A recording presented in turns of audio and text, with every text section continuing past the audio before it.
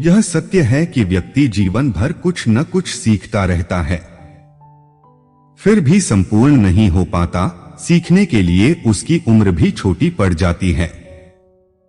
आसपास का वातावरण, महापुरुषों का सानिध्य हमारी प्रेरणा के स्रोत हैं। सत्य सदैव इस बात का समर्थन करता है कि आप अपनी इच्छानुसार कुछ भी कर सकते हैं। धैर्य व संयम के सहारे विपरीत परिस्थिति में भी सफलता का वरण संभव है। यह सत्य है कि हमारे पास जो कुछ है वह ईश्वर प्रदत्ता है, जिसे ईश्वर ने हमें सत्कर्म करते हुए साधन के रूप में दिया है।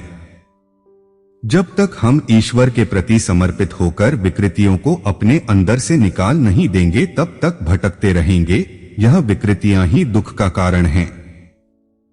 इन्हें छोड़ देने से ही हमें ईश्वर की कृपा प्राप्त होगी।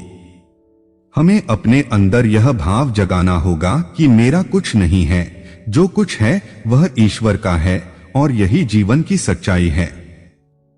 तुलसीदास ने कहा है, नाथ सकल संपदा तुम्हारी, मैं सेवक समेत सुत नारी। जब यह भाव जागृत हो जाएगा, तभी अच्छे गुण व्यक्ति में स्वतः ही आ जाएंगे।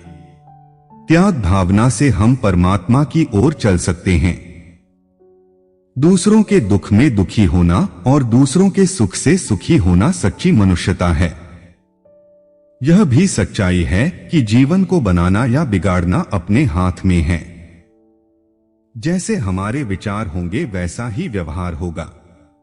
सदैव निराशा और आलस्य से भरे रहने वाले आदमी का जीवन कभी सुखमय नहीं हो सकता।